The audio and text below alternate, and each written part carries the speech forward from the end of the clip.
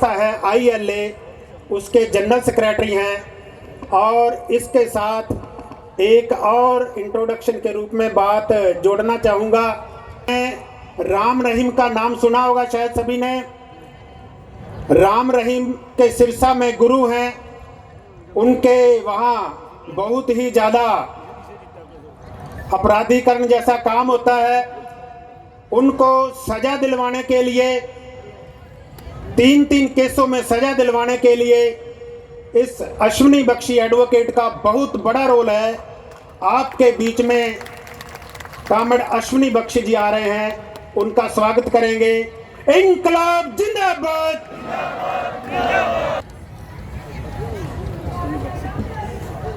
आदरणीय कॉमरेड सीताराम येचुरी जी, कॉमरेड अमरजीत कौर जी, इंद्रजीत जी, मलिक जी, कॉमरेड दरियाव सिंह कश्यप और मंच पर बैठे हुए दोनों वामपंथी पार्टियों के वरिष्ठ नेतागण और पंडाल में मौजूद हरियाणा के अलग अलग जिले से आए हुए मेरे कॉमरेड बुजुर्गों, नौजवानों, भाइयों और बहनों,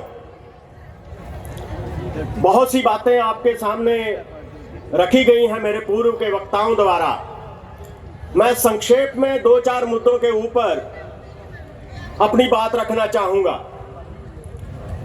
आपके पीछे जो बैनर लगा है, इसके ऊपर लिखा है सांप्रदायिक पूंजीपति परस्त और मजदूर किसान विरोधी नीतियों के खिलाफ बदलाव रैली। और इसका एक मतलब है, बहुत ही गंभीर मतलब है इसका, जो ये संदेश हम इस रैली के माध्यम से देना जा रहे हैं। देखिए, इस देश में सरकारें पहले बार भी बदली हैं, सरकारें आई और गई हैं। उनमें पूंजीवादी परस्त नीतियों की सरकारें भी रही हैं, केंद्र में भी और राज्यों में भी।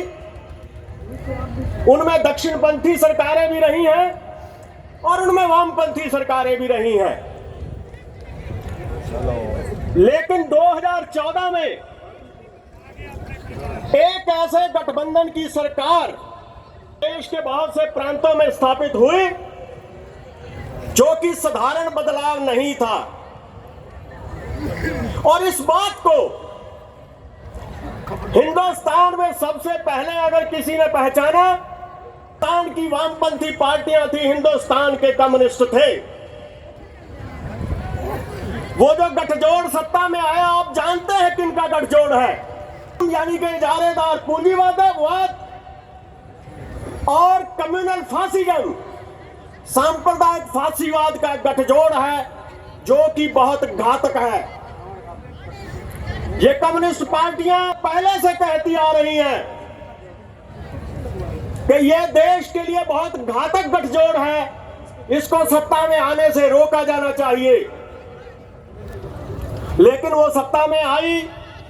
हमारे लिए सबसे ज्यादा तसल्ली बख्श बात यह है कि आज इस देश में जो दूसरी धर्मनिरपेक्ष और जनवादी ताकतें हैं, वो भी हमारी हुई है, सहमत हुई हैं, क्योंकि उन्होंने और देश की जनता ने इस गठबंधन ने जो नुकसान इस देश को पहुंचाया है, उसको अपनी आंखों से देखा है। मेरे से पूर्व वक्तागण जिक्र कर रहे थे, बेरोजगारी का आलम आपके सामने है। हिंदुस्तान में बेरोजगारी इससे पहले इतनी कभी नहीं हुई जो इतनी आज है। हमारे नौजवान बच्चे आज इजराइल और यूक्रेन की सीमाओं के ऊपर साम्राज्यवाद द्वारा थोपी हुई जंग में अपनी जान देने के लिए मजबूर हो रहे हैं, क्योंकि वो यहां से काम के लिए गए, यहां पर उनको काम नहीं मिलता, वो वहां अपनी जानें दे रहे हैं। ये हमारे देश का हाल है। हरियाणा में देखिए, देश में देखिए, नौकरियां नहीं है। क्यों नहीं है? क्योंकि पब्लिक सेक्टर तबाह कर दिया गया है। सोची समझी साजिश के तहत वो पब्लिक सेक्टर जिसको बनाने में, मजबूत करने में कम्युनिस्टों का बहुत बड़ा हाथ था, उस पब्लिक सेक्टर को तबाह कर दिया गया है। अगर हम लोकतांत्रिक अधिकारों की बात करें, मुझे बताने की जरूरत नहीं है क्या हाल है हमारे देश में आज। अभी परसों एक जजमेंट आई है सुप्रीम कोर्ट की, आपने शायद देखी होगी।